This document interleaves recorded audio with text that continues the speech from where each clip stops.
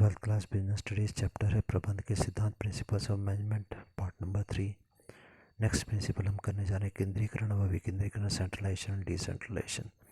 Centralisation decentralisation के बारे में हम लोगों ने लास्ट चैप्टर्स में कर लिया है, फिर भी जल्दी से समझ लेते हैं। केंद्रीकरण या सेंट्रलाइजेशन का मतलब होता है जहाँ पर कि कंपनी में जो सबसे बड़ा अधिकारी है उसने अपने पास सारे ही अधिकार केंद्रित करके रख लिए कि जो भी कोई कंपनी में काम किया जाएगा मुझसे पूछकर ही किया जाएगा, मुझसे बिना पूछे कुछ नहीं किया जाएगा। एक अधिकारी के पास सारे अधिकार इकट्ठे हो गए, उसे हम केंद्रीकरण या सेंट्रलाइजेशन कहते हैं।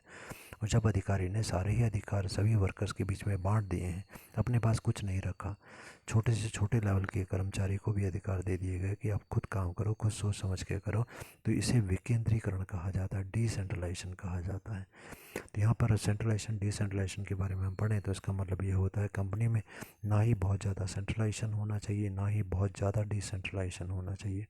ऑप्टिमम, पर्याप्त मात्रा में, संतुलित मात्रा में दोनों का प्रयोग होना चाहिए। यदि हमारे बिजनेस बहुत छोटा है, छोटी सी दुकान है, तो यहाँ पर सेंट्रलाइजेशन सही रहेगा। एक हम दुकानदार हैं, दो हमारे कर्मचारी हैं, तो दुकानदार खुद सारे फैसले लेता है और कर्मचारी उसकी बात को सुनते हैं। तो जहाँ पर बिजनेस बहुत बड़ा होता है, एक आदमी अकेला से भी कुछ नहीं संभाल पाता, वहाँ पर विकेंद्रीकरण या डिसेंट्रलाइजेशन होता है। छोटे वाले अधिकारियों को भी अधिकार दे दिया जाता है कि आप छोटे मोटे फैसले खुद लें। अब इसका धनात्मक प्रभाव या पॉजिटिव इफेक्ट्स पर आते हैं। क्या लाभ होते हैं इसके? पहला दिए गए कर्मचारियों के कार्यभार में कमी आती है, reduction in the work load of employees. यहाँ पर हमने डिसेंट्रलाइजेशन कर दिया, वर्कर्स को काम दे दिया, तो प्रत्येक वर्कर को अब अपना अपना काम खुद करना है, तो थोड़ा थोड़ा काम सभी में बट गया, तो इससे कर्मचारियों का कार्य बोझ घट जाता है।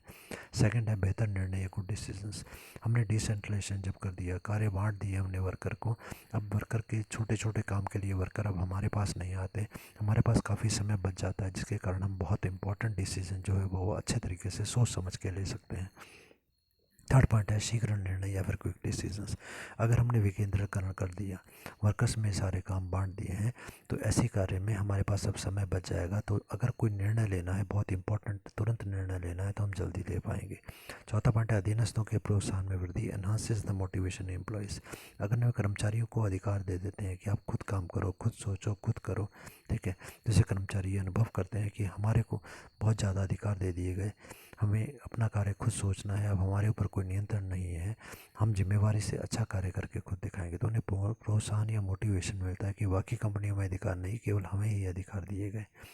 पांचवा पॉइंट हमारा है नए सुझाव कर्मचारियों से मिलने की संभावना, possibility of getting the better suggestions from the employ side. जब हम विकेंद्रीकरण कर देते हैं तो ऐसी स्थिति में वर्कर अपना अपना दिमाग लगाते हैं और कोई नए विचार भी हमारे पास आ सकते हैं जो पहले हमारे मस्तिष्क में नहीं आते थे। अब आते हैं अवहेलनात्मक प्रभाव या वॉलेटिंग इफेक्ट पर। इसमें पांचों पॉइंट्स के रिवर्स उल्टा करके हम लोग लिखेंगे। अगला टॉपिक हमारा है सोपान श्रृंखला या फिर स्केलर चेन। सोपान श्रृंखला का मतलब होता है जहाँ पर कि अधिकार और उत्तरदायित्व ऊपर से नीचे, मतलब हमारे संदेश जो है ऊपर से नीचे और नीचे से ऊपर एक लाइन में चलते हैं। डायग्राम यहाँ पर बना हुआ है, ए से बी संदेश आएगा, बी से सी, सी से डी, ई एफ करके जी तक आएगा, ए से एल एम एन ओ करके क्यू तक जाएगा। यहाँ पर बीच में भी अगर कोई बातचीत करना चाहता है वो कर सकता है, परंतु सामान्यतः हम सीधा एक चेन में ही हमारे संदेश चलते हैं। So message flow in a proper path, fuel के अनुसार ये हमारे को डायग्राम भी दिया गया है, तो इसमें धनात्मक प्रभाव पर चलते हैं, पॉजिटिव इफेक्ट्स पर। पहला दिया गया सूचनाओं का व्यवस्थित प्रवाह, systematic flow of the information. सूचना एक व्यवस्थित तरीके से, सिस्टमेटिक तरीके से एक बाई स्टेप ऊपर से नीचे और नीचे से ऊपर जाती हैं। सेकंड है बेहतर संबंध या बेटर रिलेशंस। यहाँ पर बीच में से किसी अधिकारी को छोड़ा नहीं जाता है, प्रत्येक अधिकारी की जो पद है, पोस्ट है, उसका पालन किया जाता है, सम्मान किया जाता है, तो यहाँ पर संबंध आपस में अच्छे बनते हैं। थर्ड है समस्याओं का शीघ्र हल हो जाता है, quick solution of the problem.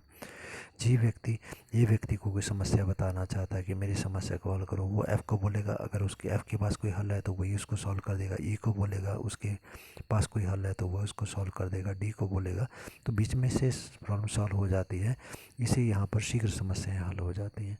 अगला है अनावश्यक देरी से बचने हेतु व्यवस्था, arrangement to avoid the unnecessary delay.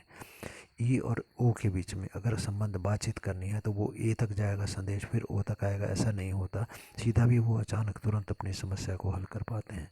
अब इसके अवहेलनात्मक प्रभाव या वॉलेटिंग इफेक्ट पर जाते हैं, तो पहले 4 पॉइंट जो हमारे हैं उन्हीं के उल्टे पॉइंट्स बनाकर हम लिख देंगे। 10th पॉइंट पर आते हैं। 10th प्रिंसिपल हमारा जो है वो है व्यवस्था या फिर ऑर्डर। व्यवस्था या ऑर्डर का मतलब होता है कि हर एक चीज़ जो है व्यवस्थित तरीके से रखी जाए, हर एक व्यक्ति जो है व्यवस्थित तरीके से हो। कहने का मतलब सही आदमी सही जगह पर हो और प्रत्येक वस्तु भी अपनी सही जगह पर होनी चाहिए।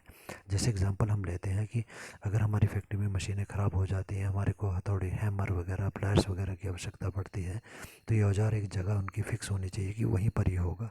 किसी व्यक्ति को आवश्यकता है, वहाँ से औजार उठाओ, अपनी मशीन को ठीक करो, फिर उसको अपनी जगह पे रख दो। अब मान लो कि किसी दूसरे व्यक्ति को आवश्यकता पड़ी, अगर अपनी जगह पे नहीं रखा तब क्या होगा?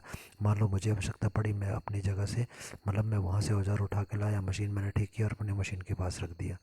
अब दूसरे व्यक्ति को आवश्यकता पड़ी है, वो पूरी कंपनी में घूमता फिरेगा कि भाई कहाँ पर है वो औजार, हथौड़ी या हैमर कहाँ पर है, मुझे मशीन ठीक करनी है। और पूरी कंपनी में लाखों वर्कर को ढूंढेगा, तब कहीं जाकर उसको वो चीज़ मिलेगी। उसमें बहुत ज़्यादा टाइम वेस्ट हो जाएगा। और व्यक्ति की यदि हम बात करते हैं, मान लो हमारा सुपरवाइज़र है, हम 15 वर्कर हैं, 20 वर्कर हैं, और हमें सुपरवाइज़र हमारी मदद के लिए बैठा हुआ है। अब मान लेते हैं कि 15-20 वर्कर हैं, तो 15-20 कमरे, 20-25 या 30-40 कमरों में वर्कर काम कर रहे हैं। सुपरवाइज़र एक वर्कर के पास गया और वहीं जाकर बैठ गया या कहीं और चला गया। अब दूसरे वर्कर को आवश्यकता पड़ती है, उससे कुछ पूछना है तो उसके पास जाएगा, आगे जाके देखेगा सुपरवाइज़र अपने कमरे में नहीं है, तो एक कमरे में, दूसरे कमरे में, तीसरे कमरे में, धीरे धीरे पूरी फैक्ट्री में वो घूम रहा है, उसको सुपरवाइज़र नहीं मिल रहा। कहने का मतलब उसका टाइम वेस्ट हो रहा है। अगर सुपरवाइज़र अपने कमरे में ही बैठा रहे, तो जैसे ही वर्कर को आवश्यकता पड़ेगी तुरंत सुपरवाइज़र को लेके जाएगा, समस्या हल। फिर दोबारा सुपरवाइज़र अपनी जगह पे बैठ गया, तो दोबारा किसी और को आवश्यकता पड़ेगी तो वो भी उसका उपयोग कर पाएगा। तो इसकी पॉजिटिव इफेक्ट्स पर आते हैं, धनात्मक प्रभाव में। पहला दिया गया भौतिक साधनों का पूर्ण उपयोग, full utilisation of physical resources. अभी हमने कहा अगर हैमर की ज़रूरत है, भौतिक मतलब जैसे हो गया हमारे पास टूल्स हो गया, औजार हो गए, मशीनें हो गई, कच्चा माल हो गया, तो हर चीज़ अपनी अपनी जगह है, तुरंत उसका सभी प्रयोग कर पाएंगे। मानवीय साधनों का पूर्ण उपयोग, full utilisation of human resources. मानवीय साधन में जैसे एग्जांपल हमने अभी लिया सुपरवाइज़र का। थर्ड है आवश्यकता पड़ने पर साधनों को खोजने में समय की बर्बादी नहीं होती। No wastage of time in searching of the resources, को ढूंढने हमें इधर उधर नहीं जाना पड़ता। चौथा पॉइंट है बेहतर अनुशासन या बेटर डिसिप्लिन इज मेंटेन। अनुशासन होता है, हर व्यक्ति हर जगह पर, हर व्यक्ति अपनी जगह पर है, हर वस्तु अपनी जगह पर है, तो ये प्रॉपर डिसिप्लिन है। पाँचवा पॉइंट है दुर्घटनाओं की संभावना में कमी हो जाना। अभी हमने कहा कि अगर हमारे को कोई प्रॉब्लम आ गई, मशीन ठीक नहीं हो रही, तो हम सुपरवाइज़र को ढूंढ रहे हैं, पूरी कंपनी में कहीं नहीं मिल रहा, तो वर्कर क्या करेगा? आखिर में उसको समझ नहीं आ रहा, तो जैसा उसको थोड़ा बहुत दिमाग में आता है वो वैसा काम करेगा। तो हो सकता है जो अपनी समझ से वो कर रहा है थोड़ा बहुत वो गलत हो जाए और कहीं पर कोई एक्सीडेंट हो जाए। ठीक है, तो बार बार वो कुछ चीज़ ट्राई करेगा, वो चीज़ गलत हो जाएगी, फिर और तरीका ट्राई करेगा, हिट एंड ट्रायल मेथड अपनाएगा, इसमें नुकसान होता है, दुर्घटना की चांसेस बढ़ जाते हैं। 6 पॉइंट है व्यवस्था की स्थिति, company will run in orderly manner. हर चीज़ व्यवस्थित तरीके से सही तरीके से चलती है। और 7 पॉइंट है राइट मैन एट ए राइट प्लेस, सही व्यक्ति को सही काम यहाँ पर दिया जाता है। अब तक प्रभाव की बात हम करेंगे, वॉलेट इफेक्ट में ये पॉइंट 7 जो हमारे हैं इन्हीं को उल्टा करके आप लिखेंगे। अगला हमारा है समता या फिर इक्विटी। कर्मचारियों में समान, समता मतलब समान व्यवहार करना, समता का मतलब समानता, इक्वालिटी, इक्विटी है।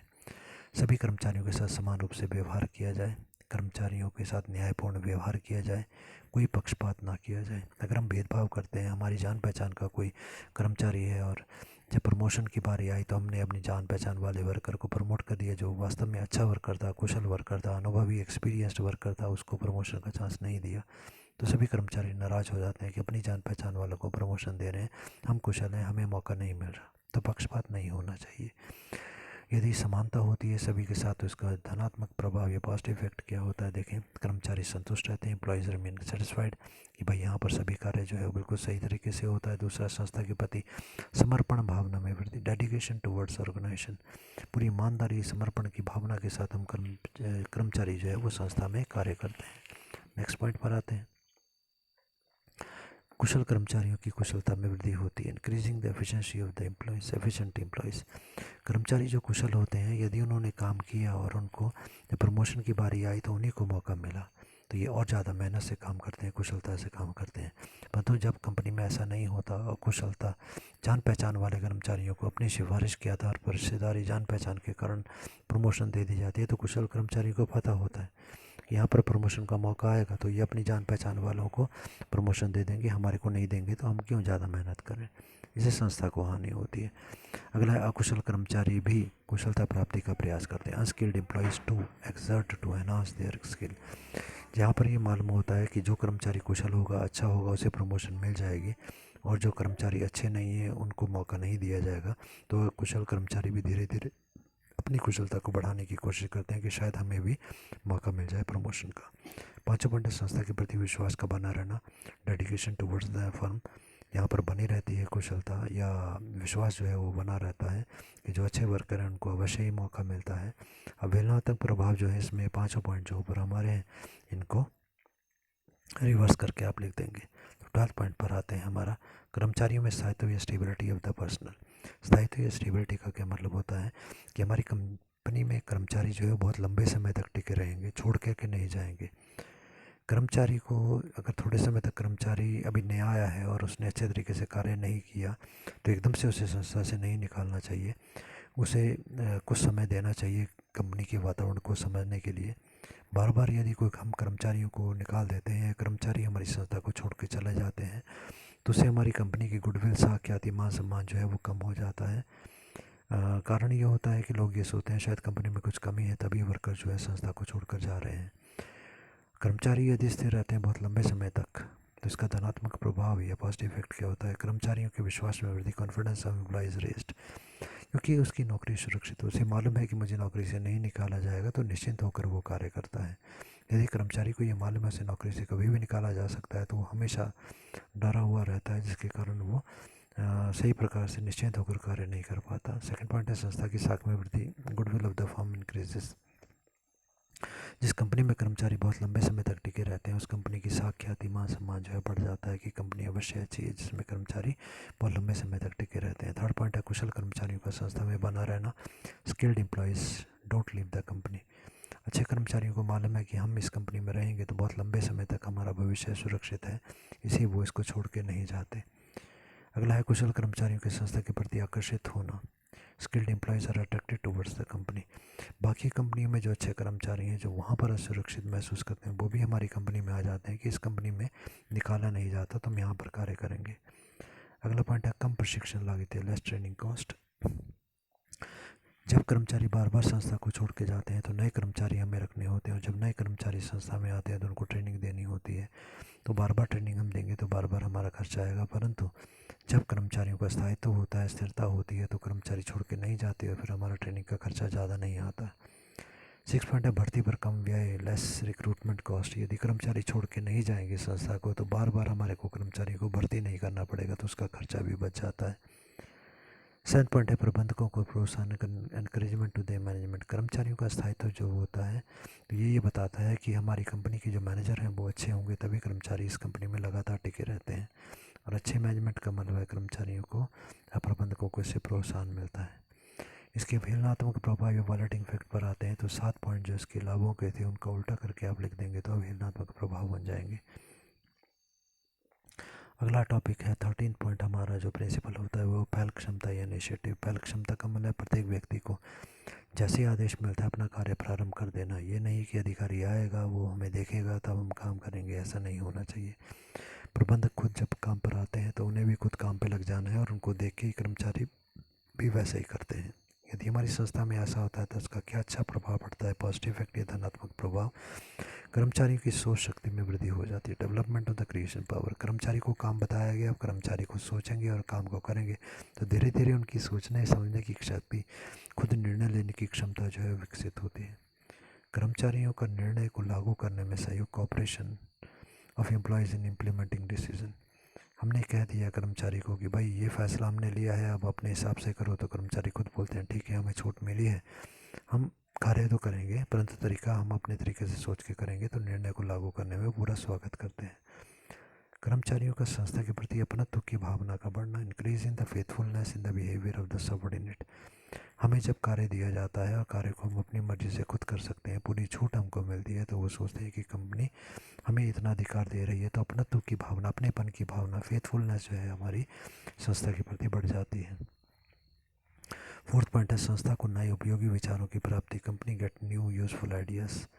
हमारे जो कर्मचारी होते हैं वो यदि हमारे अच्छा सुझाव हमारे को देते हैं, हमारे को उसको सुझाव को स्वीकार करना चाहिए।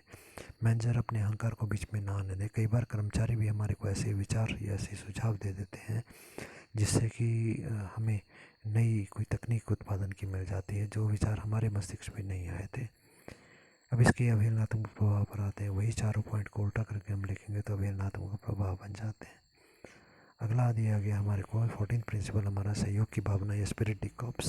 सहयोग की भावना मतलब मिल करके कार्य करना, एक दूसरे के साथ मिल के कार्य करना।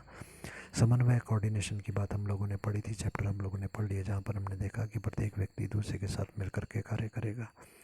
संस्था के प्रति समर्पण की भावना हमारी होनी चाहिए, ईमानदारी की भावना होनी चाहिए, तभी इससे यदि ऐसा होता है तो कर्मचारियों में आपसी मधुर संबंध बनते हैं। सब व्यक्ति एक दूसरे की मदद करते हैं तो एक दूसरे के सहयोग से हमारे संबंध मधुर बनते हैं। यदि ऐसा होता है तो उसका क्या लाभ होगा संस्था को, तो धनात्मक प्रभाव या पॉजिटिव इफेक्ट। टीम भावना से काम करने की प्रेरणा मिलती है, motivation to work in a team. Team भावना का मतलब है सभी व्यक्ति मिलकर के काम करेंगे, सभी पूरी टीम बन जाती है, पूरी कंपनी एक टीम बन के कार्य करती है, तो अपने आप ही हमारा उत्पादन जो है बढ़ जाता है। सेकंड पॉइंट बनता है उद्देश्य प्राप्ति में सरलता। Easy to achieve target. Company का उद्देश्य आसानी से प्राप्त हो जाता है जब सभी व्यक्ति मिलकर काम करेंगे। तो मधुर संबंध बनते हैं, बेटर रिलेशंस होते हैं जब सभी व्यक्ति सहयोग के साथ कार्य करते हैं। तो चौथा है संस्था के प्रति समर्पण की भावना, डेडिकेशन टुवर्ड्स कंपनी। सभी व्यक्ति जब मिलकर के काम करेंगे तो केवल मात्र संस्था के प्रति पूर्ण समर्पण की भावना के साथ कार्य करते हैं, पूर्ण डेडिकेशन के साथ काम करते हैं। कर्मचारियों का मनोबल बढ़ता है, सहयोग की भावना अधिक होती है, सब मिलजुल के काम करते हैं तो कर्मचारियों में पूरा विश्वास होता है कि अगर मुझे कुछ करना नहीं आएगा तो मेरी मदद के लिए सारे कर्मचारी वहाँ पर हैं, जिससे उसका मनोबल बढ़ जाता है। इट इंक्रीज या enhances the moral of the employees. वॉलेटिंग effect पर आते हैं हम लोग, या अवहेलनात्मक प्रभाव। तो ये पांचों पॉइंट के रिवर्स पॉइंट्स बनाकर आप लोग मेंशन कर देंगे।